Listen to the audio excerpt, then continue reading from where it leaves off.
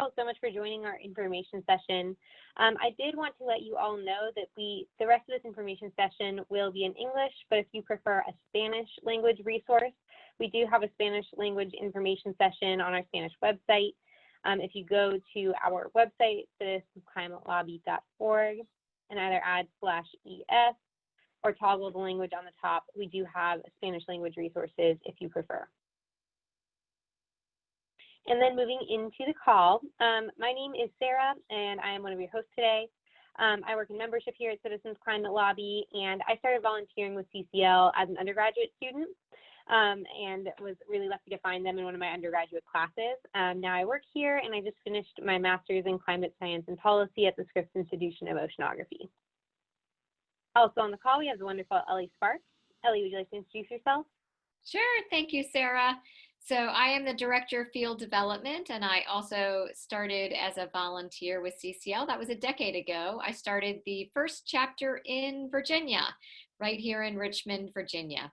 5 years ago, I joined up as staff, and I'm a mother and a grandmother, and also work with some folks in building out a regenerative farm in South Central Virginia. So welcome to the call. We're glad you're here and look forward to spending the next hour with you. Great. Now we got just a little bit of housekeeping before we move on to the fun stuff. So first of all, after today's call, we're making 2 promises to you. The first is to connect you with additional training opportunities so you can learn everything that you need to learn to be the best climate advocate that you can be. And we're also promising to connect you with your local group leader who can help you take local action. So look for an email from them by early next week. Now this is our membership email. It's membership@citizensclimate.org. Again, that's membership@citizensclimate.org. And there's a couple reasons that you might want to contact us after today's call. So first of all, if you are on this call without having registered for it, so if you click the link in an email that a friend forwarded to you, or if you are in a room with someone else right now who is the one who signed on to the call, or if you just don't remember signing up for Citizens Climate Lobby, make sure you shoot us an email so that we can get you connected with those promised resources. The other reason that you might want to email us after today's call is if you don't hear back from that local group leader by early next week. If you don't hear from them by, say, Wednesday of next week, make sure you give us an email because I promise that there is a lot to do in your local area. But just remember that our local group leaders are volunteers too, so we can help expedite that connection with them if you're having any trouble getting connected. And now moving on to the fun stuff. I got involved with Citizens Climate Lobby because I was looking for solutions that are good for both the environment and the economy. How about you, Ellie? Thank you, Sarah.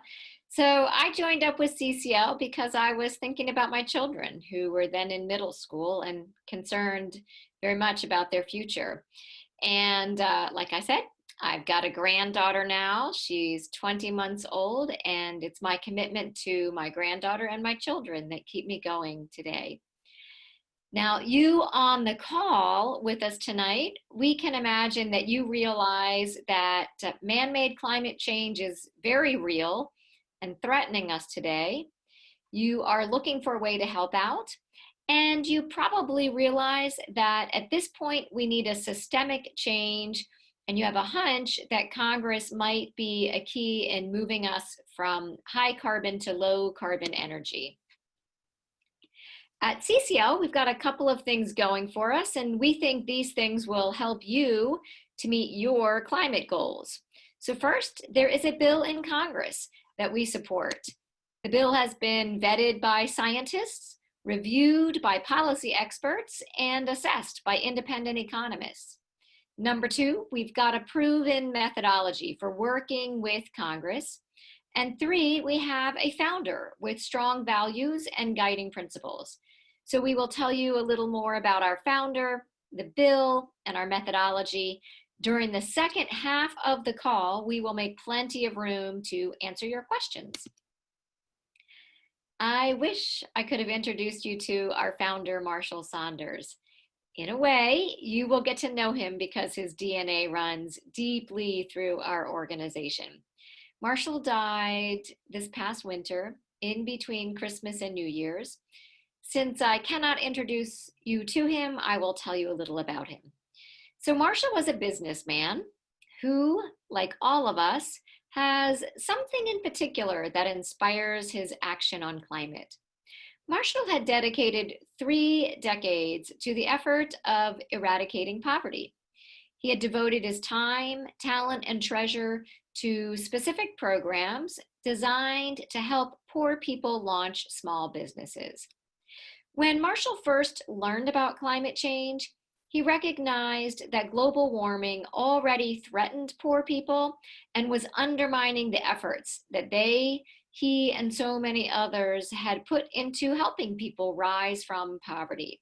So Marshall decided that if he was serious about solutions to poverty, he needed to become serious about solving the climate crisis as well. As a result, 13 years ago, Marshall started Citizens Climate Lobby with 3 groups in San Diego. Today we have 600 chapters all over the world, with 481 of those in the US, and we are covering 92% of US congressional districts. In his volunteering to address poverty, Marshall joined up with a group that had developed a specific approach to organizing citizens to empower Congress to take action. Marshall took that proven methodology and applied it to climate solutions. That group's name is Results.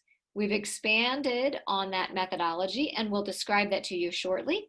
First, I want to tell you about the Energy Innovation and Carbon Dividend Act.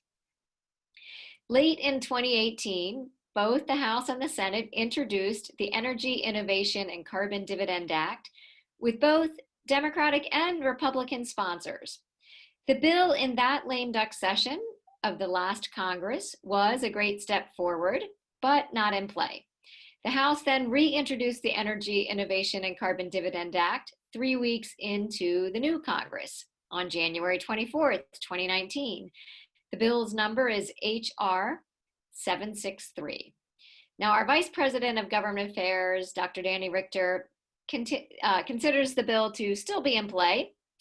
It's in committees. It can go to hearings in those committees and be voted out of committee and then eventually come to the House floor for a vote.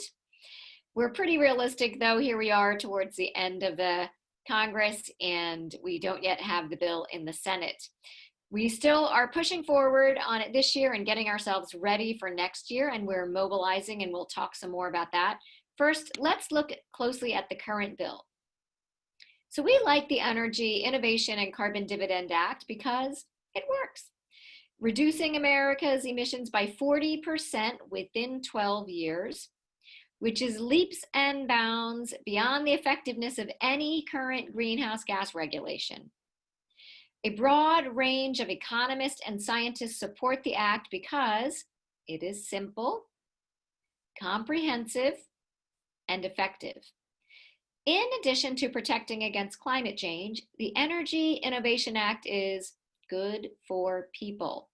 The policy improves health and saves lives by reducing pollution that Americans breathe.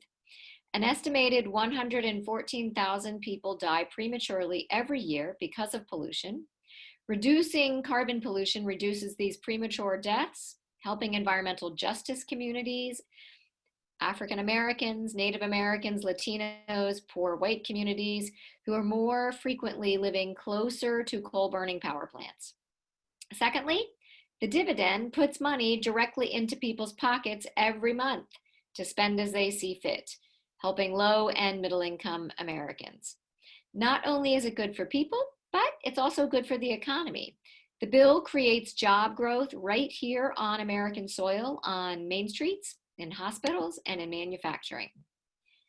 The Energy Innovation Act uses a carbon fee and dividend approach, which works like a 3-legged stool. First, we place a steadily rising price on carbon, assessing the fee upstream on fossil fuel companies directly to keep administrative costs low. The fee starts at $15 per ton of CO2 and increases annually by $10 per ton indexed to inflation. Second, the bill gives cash to individuals and families by dividing 100% of the net revenue equally among individuals and households. The third leg levels the global playing field with a fee on goods coming from countries without a similar price on carbon. We call that a border carbon adjustment fee. The co-sponsors of the bill included a regulatory pause. Let's consider their thinking on that. Currently, a small number of laws regulate greenhouse gas emissions. In fact, many aren't even in effect because they are tied up in courts. So Sarah, if you'd click us to that next slide. The Energy Innovation Act outperforms those current greenhouse gas regulations. With that reality in mind, the bill's co-sponsors included a regulatory pause that goes like this.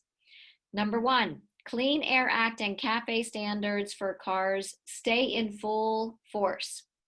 The pause covers any new regulations on greenhouse gases. Second, the bill sets interim targets for emission reductions.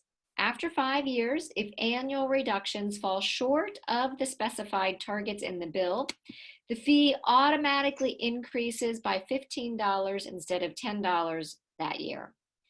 After 10 years, if we do not meet or exceed our climate goals, even with the higher rate of increase, the bill requires the EPA to regulate greenhouse gas emissions so that we can meet our climate goals. Bipartisan collaboration created this regulatory pause. Democrats agreed to a pause, allowing the act to prove itself. Republicans agreed to regulate if the act falls short of its climate goals. Both Republicans and Democrats want to solve the climate crisis, and they are being respectful of the other group's core values with this elegant solution. Making a political judgment call, the bill's co-sponsors added 2 exemptions: fuels used on farms and fuels used by military would not be covered with the carbon fee. Facing reality, both of these sectors are not very responsive to changes in fuel prices. So our country will need to find other ways to cut emissions in these sectors. Putting this into perspective, these particular fuel exemptions affect just 2% of US greenhouse gas emissions. These exemptions would not derail the policy from hitting really ambitious emission reduction targets.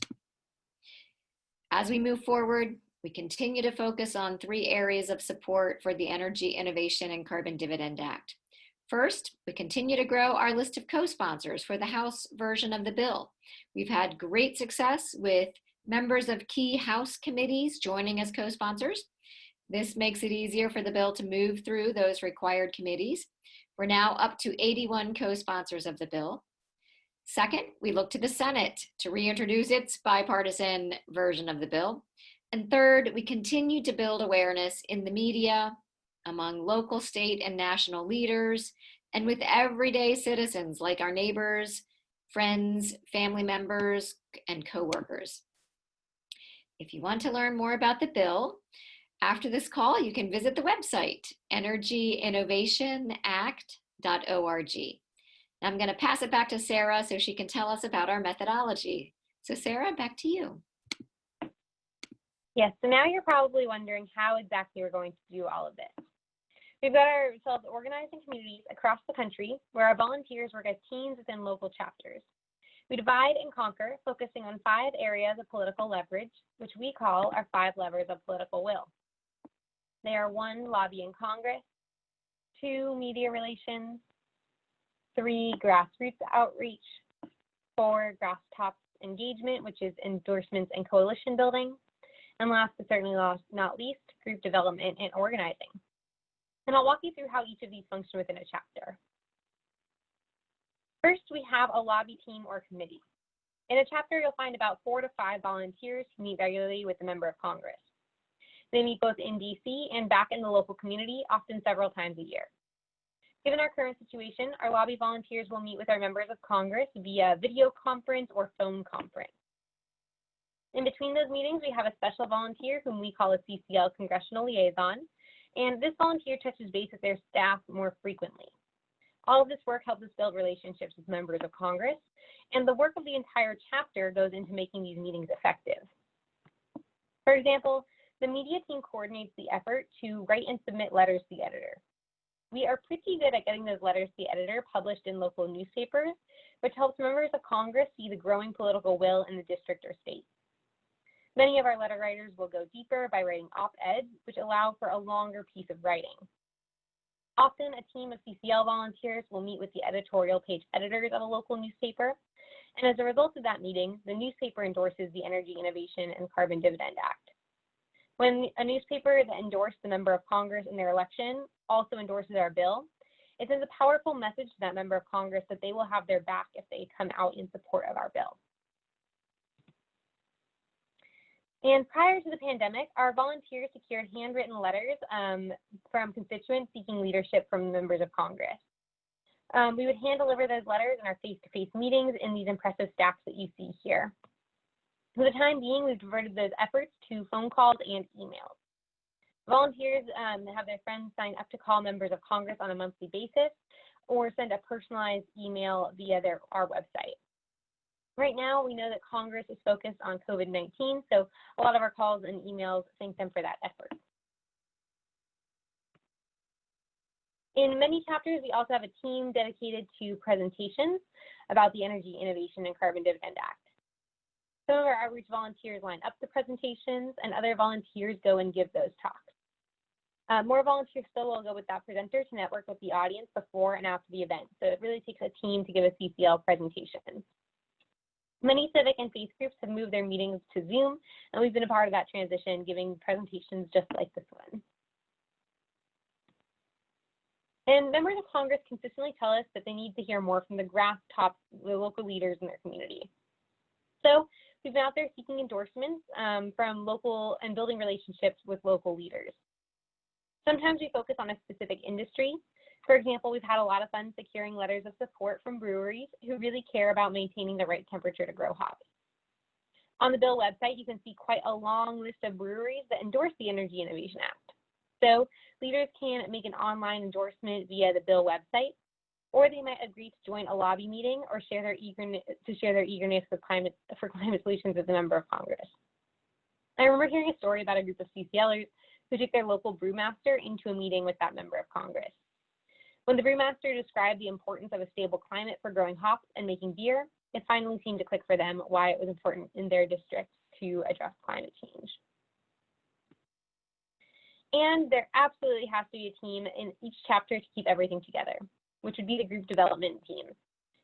These folks support the group leader in hosting the monthly meeting, so it would be helpful to have someone who'd be willing to do tech support for Zoom calls or to lead an icebreaker for activities in the chapter. And this group also figures out how and when to orient new members to the chapter. And when we get back together again, this is the team that will organize social gatherings. And in the meantime, they might organize something social on Zoom or check in with chapter members by phone. Our director, Mark Reynolds, says that we're betting the range on relationships, and that includes the relationships that we have with each other in our chapters. So now you're probably wondering where exactly this has gotten us. So Ellie will share a couple of our favorite successes with you. Awesome. Thank you, Sarah.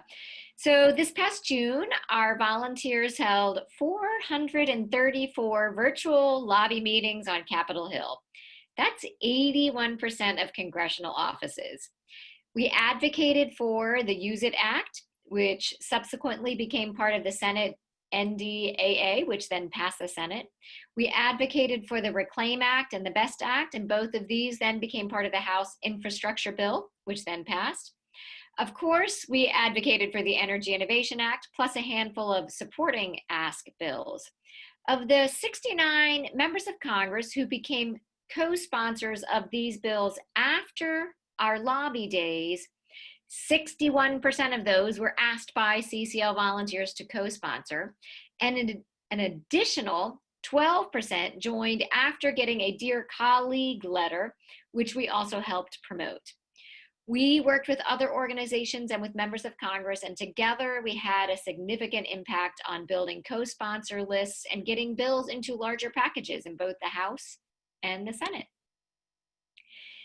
CCL takes credit for the increase in bipartisanship around climate solutions in Congress. Our volunteers played a big role in starting and growing the Bipartisan Climate Solutions Caucus in the House. 23 Republicans and 41 Democrats are members of that caucus. About a year ago, the Senate created its own bipartisan climate solutions caucus. Senator Braun, a Republican from Indiana, and Senator Coons, a Democrat from Delaware, co-founded the Senate caucus, which now includes 14 members, half Republicans and half Democrats.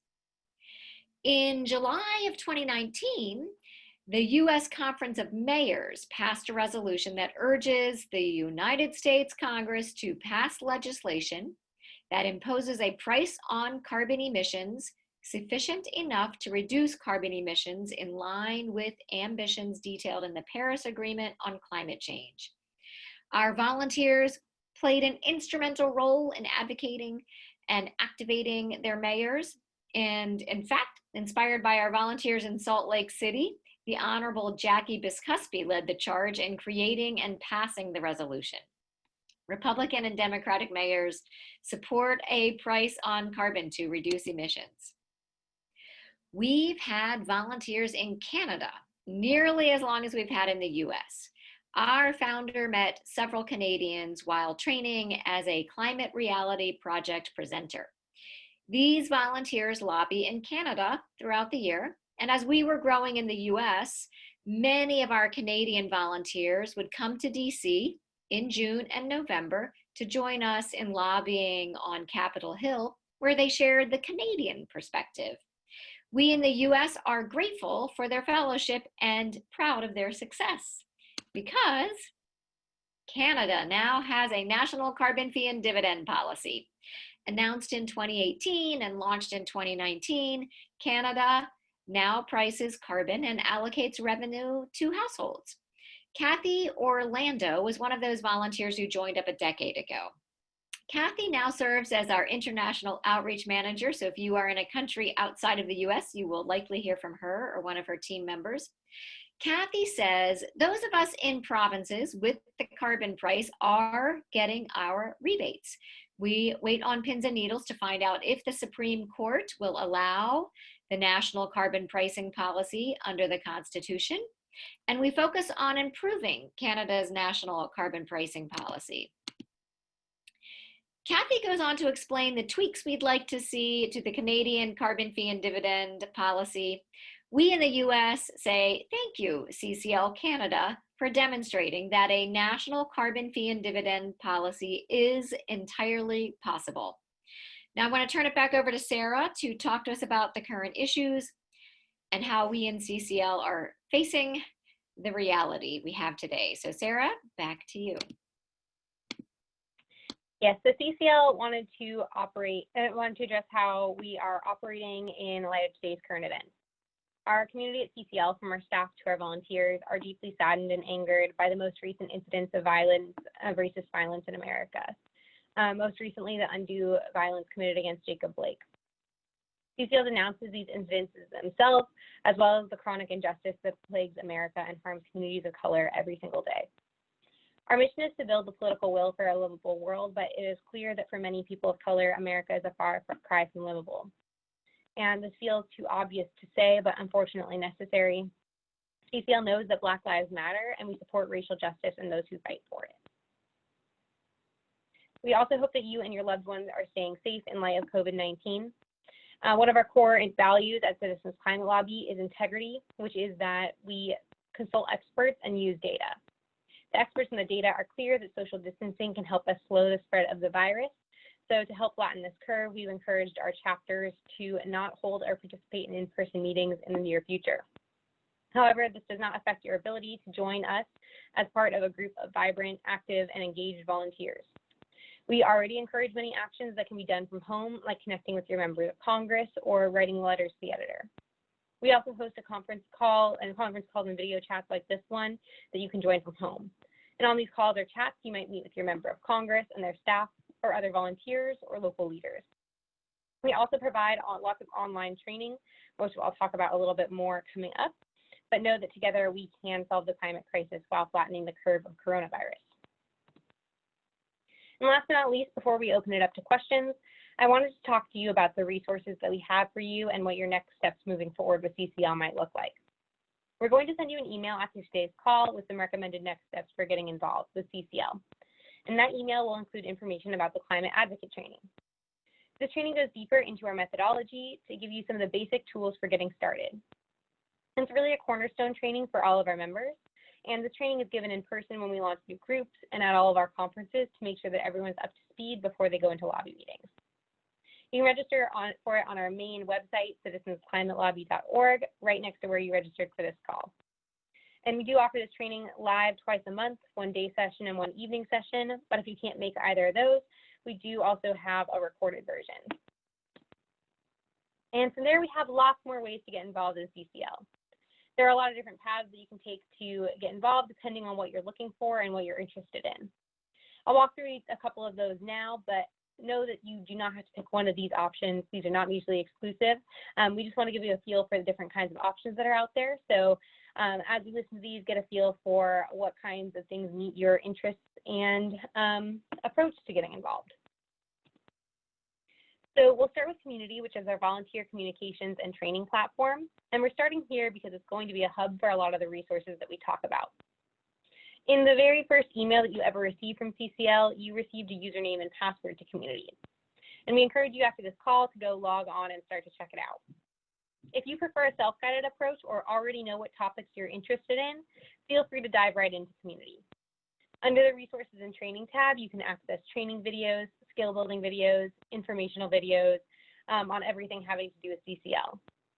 So for example, if you leave this call thinking that you might be interested in writing letters to the editor because maybe you know that writing is a skill that you have that you want to lend to CCL, or maybe you know that writing is a skill that you want to work on building and you see an opportunity to do that here. But in either case, say you've never written a letter to the editor before. No fear, you can go to Community and search letters to the editor and you'll find trainings on how to write them. Now, also under that Resources and Training tab, you will find the Core Volunteer Training Series, which is a 12-week training series with different guest speakers that you can think of as a sampler of all of the basic trainings at CCL. This is a great way to see everything that's out there. It's held live every Tuesday at 8 p.m. Eastern, and there are recordings of all the topics as well. So if you prefer to listen at your own pace, you can listen there. You can either search Core Volunteer Training or find it under the Resources and Training tab. You can also check out our action teams on Community under the Connect with Others tab. Action teams are groups of volunteers from across the country who organize themselves around a topic of shared interest. We have action teams on everything from coal country to youth outreach to outreach to specific cultural groups and more. And another way to get connected with some actions to take right away is to get connected with your local group leader. Also in that follow-up email will include contact information for your local group leader. We'll notify them that you listened and to the information in session as well. Your local group leader will be a really great resource for you. They'll help you know when and how to plug into when your local group meets and to local efforts. So when you get that email with their contact information, please feel encouraged to reach out to let them know that you're interested in helping. You can also let them know any specific skills, talents, or interests that you have that might help them help you find your niche in your chapter. Thank you for listening to this episode of Citizens Climate Lobby's training program. You can tune into more episodes anywhere podcasts are available. Inspired by what you heard today? Join Citizens Climate Lobby to advocate for bipartisan climate solutions. Go to community.citizensclimate.org to find more trainings, resources, your local chapter, national action teams, discussion forums, and more. Be sure to like our Facebook page and follow us on Twitter and Instagram @CitizensClimate. We also invite all of our listeners to subscribe to our YouTube channel for more inspiration. And together, we are creating the political will for a livable world.